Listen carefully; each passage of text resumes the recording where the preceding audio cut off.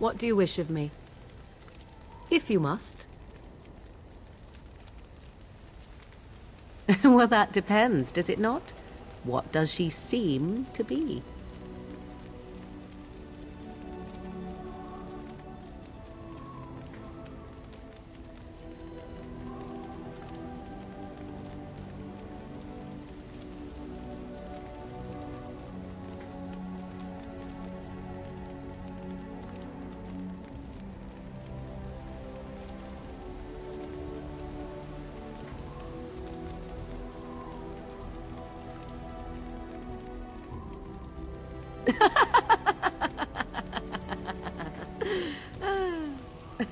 Oh, she is certainly old.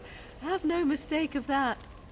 Tell me, how much do you know of the tale?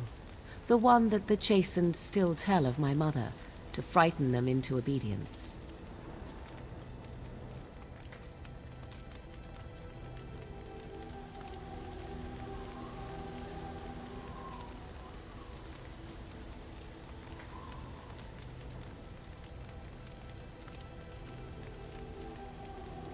No doubt such a tale has mutated much over time and telling. I can relay what Flemeth once told me herself, and you can decide whether or not 'tis the truth, if you desire. As the tale is sung by the bards, there was a time when Flemeth was young and beautiful, a fair lass in a land of barbarian men, the desire of any who saw her.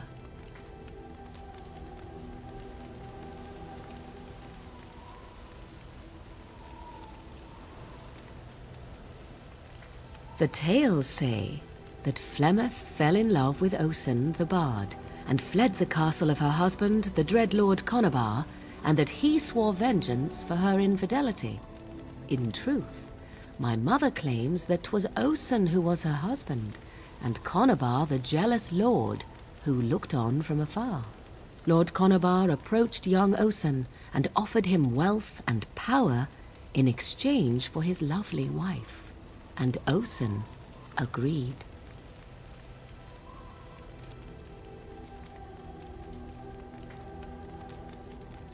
The life of a bard is a poor one, and love fades in the wake of hunger.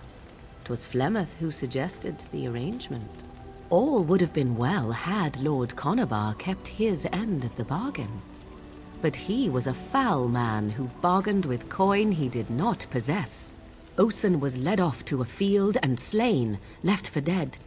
Flemeth spoke to the spirits and learned of the deed, and swore revenge.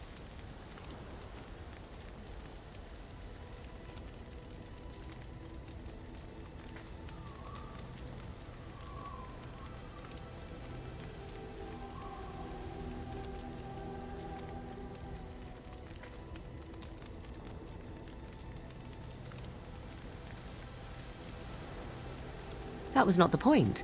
Conobar had no honor, so she would not have him. Flemeth begged the spirits to aid her, and 'twas they who slew Conobar. The demon the legend tells of came later. Lord Conobar's allies chased Flemeth, you see, chased her to the wilds, and there she hid. There she found the demon, and he made her strong. The legends all speak of the great hero Cormac, he who defeated Flemeth and her great army when she invaded the lowlands centuries later. All lies.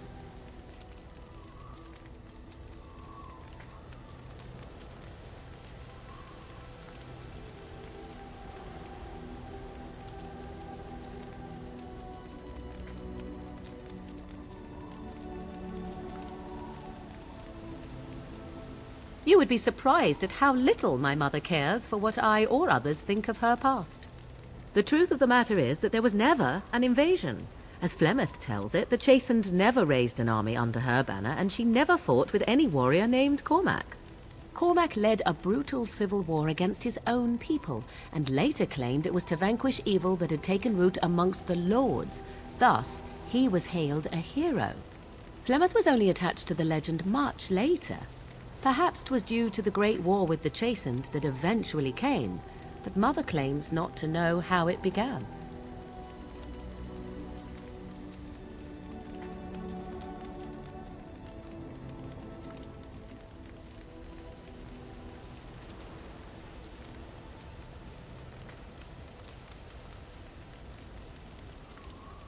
I do not believe everything that Flemeth claims.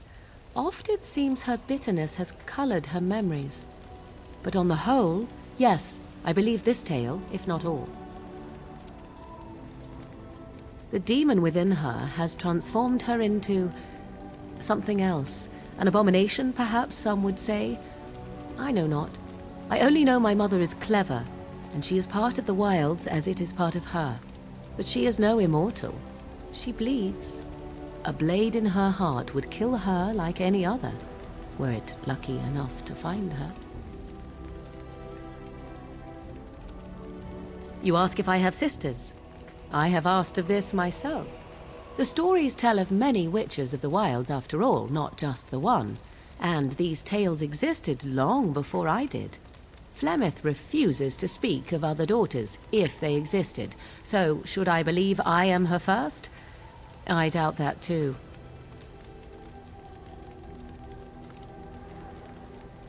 The Chastened tell of a falling out between Flemeth and her daughters. They say that one day she hunted them all through the wilds and ate their hearts. It may be true. I have never seen another witch or heard of one. Perhaps one day Flemeth will eat my heart as well.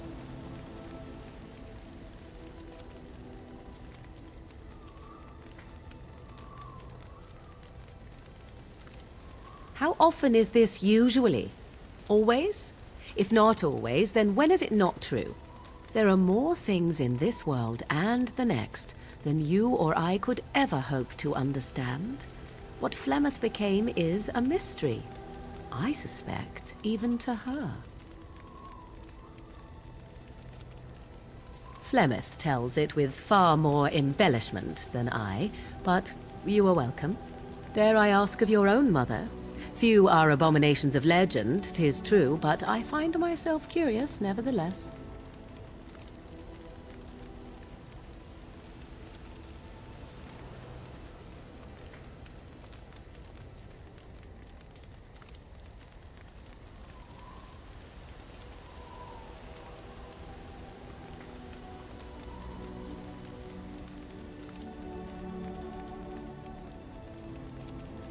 Ah, then you have my sympathies for what it is worth. Which is very little, I am certain. It matters not. Let us move on.